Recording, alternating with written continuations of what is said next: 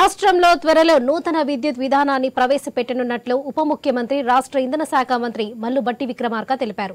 భద్రాద్రి కొత్తగూడెం జిల్లా కొత్తగూడెం రామవరంలో సింగరేణి 56 కోట్ల రూపాయల వ్యయంతో నిర్మించిన 10.5 మెగావాట్ల సౌర విద్యుత్ ప్లాంట్లను ఆయన ప్రారంభించారు.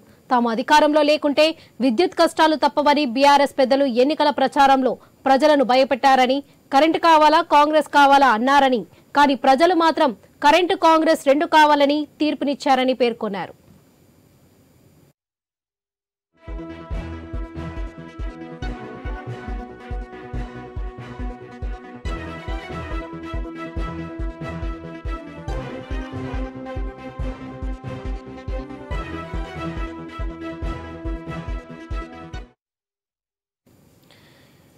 మిగులు విద్యుత్ గల రాష్ట్రమే ప్రభుత్వ లక్ష్యమని చెప్పారు. తెలుగు ప్రభుత్వ సౌర పవన విద్యుత్ ఉత్పత్తికి ప్రాధాన్యమిస్తుందన్నారు. పగలు సౌర విద్యుత్తో ఎత్తైన ప్రాంతాల్లోని జలాశయాలు నింపి రాత్రి తిరిగి జల విద్యుత్ తయారు చేసే ప్లాంట్లు ఏర్పాటుకు ప్రణాళికలు రూపొందిస్తున్నట్లు తెలిపారు. బీఆర్ఎస్ ప్రభుత్వం తమ పాలనలో విద్యుత్ పరంగా కొత్తగా చేసిందేమీ లేదని భట్టి విమర్శించారు. గతంలో కాంగ్రెస్ హయాంలో నిర్మించిన కర్మాగారాలే నేడు రాష్ట్రానికి విద్యుత్ను అందిస్తున్నాయన్నారు.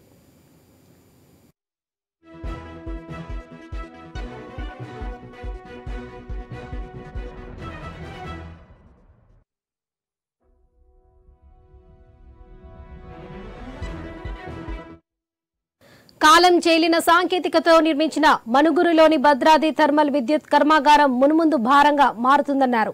యాదాద్రి థర్మల్ విద్యుత్ కర్మాగారంలో ఇంకా ఉత్పత్తి ప్రారంభం కాలేదన్నారు. కాంగ్రెస్ సర్కార్ పాలనలో విఫలం కావాలని కొందరు చూస్తున్నారని, వారికి అవకాశం ఇవ్వబోమని విక్రమార్క వ్యాఖ్యానించారు. భవిష్యత్తులో విద్యుత్ అవసరాలు తీర్చుకునేందుకు ప్రత్యామ్నాయ ఇంధన వనరులపై ఆధారపడిసి ఉందని రాష్ట్ర వ్యవసాయ శాఖ మంత్రి తుమ్మల నాగేశ్వరరావు పేర్కొన్నారు.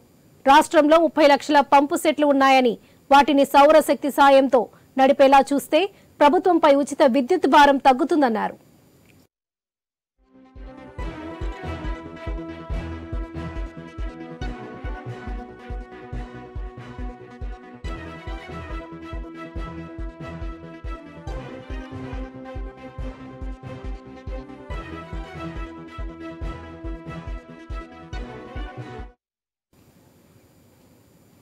మహాలక్ష్మి పథకం కింద 17 కోట్ల 5 లక్షల మంది మహిళలు ఆర్టీసీ ఉచిత ప్రయాణాన్ని వినియోగించుకుంటున్నట్లు తెలిపారు. ఈ నెల 27న చేవెల్లో జరిగే సభలో 500కే సిలిండర్, 200 యూనిట్ల ఉచిత విద్యుత్ పథకాలను లాంఛనంగా ప్రారంభిస్తామన్నారు భట్టి విక్రమార్క. త్వరలో మహిళలకు వడ్డీ లేని రుణాలు ఇవ్వనున్నట్లు తెలిపారు. సింగరేణి ప్రాంతాల్లోని గనులను ఆ సంస్థే దక్కించుకుంటుందని ఆయన చెప్పారు. ఆ సంస్థ నిర్మించే 800 మెగావాట్ల థర్మల్ విద్యుత్ కర్మాగారానికి ప్రభుత్వం అనుమతిచ్చిందన్నారు. అవుట్ సోర్సింగ్ కార్మికుల వేతన సవరణ అంశాన్ని పరిశీలించాలని రాష్ట్ర ప్రభుత్వం కార్మిక శాఖను ఆదేశించినట్లు గుర్తు చేశారు. శ్రీశైలం గాని, నాగార్జున సార్ గాని, లేకపోతే ఎస్ఆర్ఎస్పీ లాంటి ప్రాజెక్టులు కూడా పంప్ స్టోరేజ్ కోసం ఉపయోగపెట్టుకునే విధంగా వాటికి కూడా ప్రణాళికలు తయారు చేస్తున్నాం. ఏ రకంగా చూసినా రాబోయే రోజుల్లో రాష్ట్ర ప్రజలకి కావాల్సినంత పవర్ ని ఉత్పత్తి చేసి క్వాలిటీ పవర్ ను అందించడమే ఈ ప్రభుత్వం యొక్క ప్రధాన లక్షణం అని కూడా ఈ సందర్భంగా మీ అందరికీ చెప్తా ఉన్నాం. ఇరిగేషన్ ప్రాజెక్ట్ సంబంధించి శ్రీశైలం గాని, నాగార్జున సార్ గాని, లేకపోతే ఎస్ఆర్ఎస్పీ లాంటి ప్రాజెక్టులు కూడా పంప్ స్టోరేజ్ కోసం ఉపయోగపెట్టుకునే విధంగా వాటికి కూడా ప్రణాళికలు తయారు చేస్తున్నాం. ఏ రకంగా